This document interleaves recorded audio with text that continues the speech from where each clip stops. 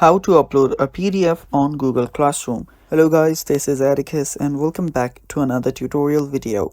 In today's video, I'll teach you guys how you can upload a PDF in Google Classroom. So without any further ado, let's dive right into it.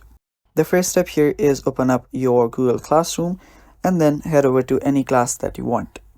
So here you should see the list of different classrooms.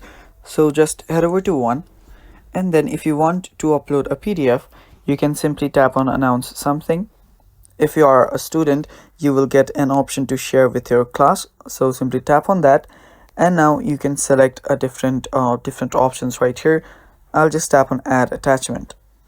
Now you can just add it from your drive, you can insert a link, you can upload a file, choose a photo or stuff like that. You can even create a new PDF. So we'll not create a new PDF, we'll just head over to upload file option to upload a file. So here you should be able to see different files.